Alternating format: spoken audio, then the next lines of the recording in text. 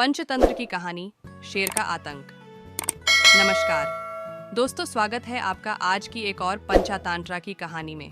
पंचतंत्र की कहानियाँ शिक्षाप्रद कहानियों में सर्वश्रेष्ठ कहानियाँ होती हैं, नानी दादी के जमाने से चली आ रही।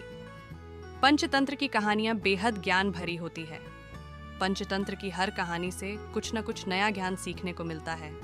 कहानियों के माध्यम से अगर बच्चों के ज्ञान को बरहना चाहते हो तो पंचतंत्र की कहानियां सबसे बेस्ट हैं।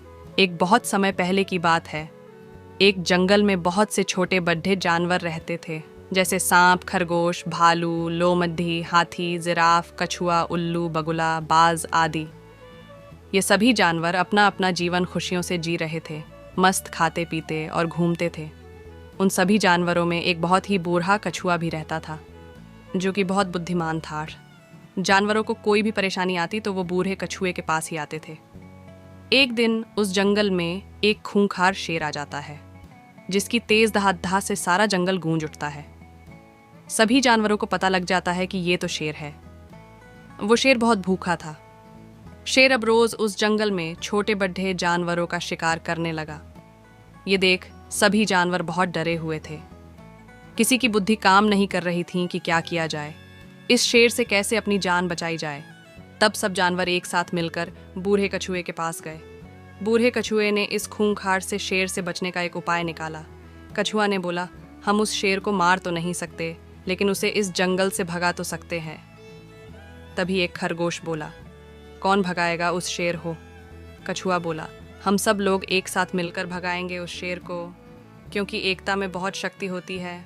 अभी भी हम सब जीतने भी जानवर बचे हैं। यदि एक हो जाए तो वो शेर हमारा कुछ नहीं बिगाड़ सकता। यानी हम सब मिलकर पूरी ताकत से यदि उस शेर पर हमला करें तो वो डर जाएगा और हम उसे इस जंगल से बाहर की तरफ खदेड़ डाल देंगे। यदि हम ऐसा नहीं करेंगे तो ये शेर एक एक करके हमें और हमारे बच्चों को खा जाएगा। कछुआ ने अपनी बातों से सभी जानवरों को प्रेरित कर दिया। अब अगले दिन जैसे ही शेर आया, सभी जानवर एक साथ मिलकर उस शेर पर हमला बोल देते हैं। शेर पूरी जोर से दहाड़ने लगा, लेकिन कोई भी उस शेर से नहीं डर रहा था। आज जब अगले दिन जैसे ही शेर आया, सभी जानवर एक साथ मिलकर उस शेर पर हमला बोल देते। शेर पूरी जोर से दहाड़ने लगा, लेकिन कोई भी उस शेर से नहीं डर रहा था। हर जानवर अपनी पूरी ताकत से उस शेर पर हमला करने लगा। शेर की शक्ति उन सब जानवरों की एकता के सामने कम पड़ने लगी। शेर बहुत जख्मी हो चुका था। अब शेर ने सोचा कि यहाँ से भाग जाने में ही समझदारी है। अतः शेर अपनी जान बचाकर जंगल के बाहर की तरफ भागा।